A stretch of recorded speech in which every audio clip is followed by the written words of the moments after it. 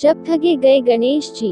गणेश जी विघ्न विनाशक व शीघ्र प्रसन्न होने वाले देवता हैं। अगर कोई सच्चे मन से गणेश जी की वंदना करता है तो गौरी नंदन तुरंत प्रसन्न होकर उसे आशीर्वाद प्रदान करते हैं। वैसे भी गणेश जी जिस स्थान पर निवास करते हैं उनकी दोनों पत्नियां रिद्धि तथा सिद्धि भी उनके साथ रहती हैं। उनके दोनों पुत्र शुभ व लाभ का आगमन भी गणेश जी के साथ ही होता है। कभी कभी तो भक्त भगवान को असमंजस में डाल देते हैं। पूजा पाठ व भक्ति का जो वरदान मांगते हैं वह निराला होता है। काफी समय पहले की बात है, एक गांव में एक अंधी बुढ़िया रहती थी। वह गणेश जी की परम भक्त थी। आंखों से भले ही दिखाई नहीं देता था, परंतु वह सुबह शाम गणेश जी की बंदगी में मग्न रहती। नित्य गणेश जी की प्रतिमा के आगे बैठकर उनकी स्तुति करती, भजन गाती व समाधि में लीन रहती। गणेश जी बुढ़िया की भक्ति से बड़े प्रसन्न हुए। उन्होंने सोचा, यह बुढ़िया नित्य हमारा स्मरण करती है, परंतु बदले में कभी कुछ नहीं मांगती। भक्ति का फल तो उसे मिलना ही चाहिए। ऐसा सोचकर गणेश जी एक दिन बुढ़िया के सम्मुख प्रकट हुए तथा बोले, माई तुम हमारी सच्ची भक्त हो। जिस श्रद्धा व विश्वास से हमारा स्मरण करती हो, हम उससे प्रसन्न हैं। अतः तुम जो वरदान चाहो हमसे मांग सकती हो। बुढ़िया बोली, प्रभु मैं तो आपकी भक्ति प्रेम भाव से करती हूँ, मांगने का तो मैंने कभी सोचा ही नहीं, अतः मुझे कुछ नहीं चाहिए। गणेश जी पुनः बोले, हम वरदान देने के लिए आए हैं। बुढ़िया बोली, हे सर्वेश्वर मुझे मांगना तो नहीं आता, अगर आप कहें तो मैं कल मांग लूंगी, तब तक मैं अपने बेटे व बहू से भी सलाह मशविरा कर लूंगी। गणेश जी कल आने का वादा करके वापस लौट गए। बुढ़िया का एक पुत्र व बहू थे। बुढ़िया ने सारी बात उन्हें बताकर सलाह मांगी। बेटा बोला, माँ तुम गणेश जी से ढेर सारा पैसा मांग लो, हमारी गरीबी दूर हो जाएगी, सब सुख चैन से रहेंगे।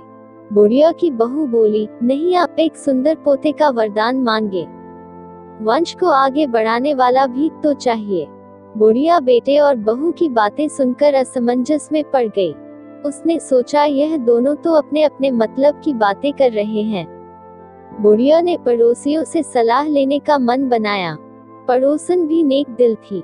उसने बुढ़िया को समझाया कि तुम्हारी सारी जिंदगी दुखों में कटी है, अब जो थोड़ा जीवन बचा है वो तो सुख से व्यतीत हो जाए। धन अथवा पोते का तुम क्या करोगी? अगर तुम्हारी आंखें ही नहीं हैं, तो यह संसारिक वस्तुएं तुम्हारे लिए व्यर्थ हैं।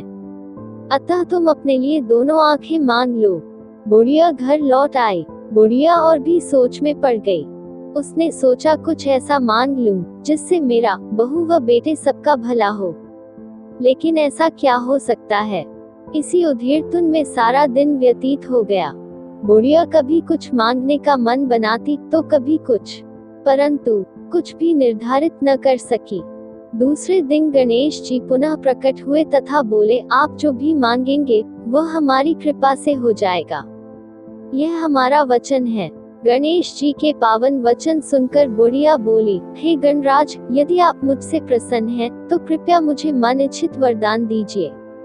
मैं अपने पोते को सोने के गिलास में दूध पीते देखना चाहती हूँ। बुढ़िया की बातें सुनकर गणेश जी उसकी सादगी व सरलता पर मुस्कुरा दिए। बोले, तुमने तो मुझे ठग ही लिया है।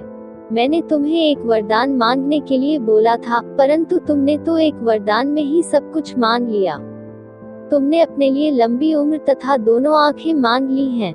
बेटे के लिए धन व बहू के लिए पोता भी मांग लिया। पोता होगा, ढेर सारा पैसा होगा, तभी तो वह सोने के गिलास में दूध पिएगा।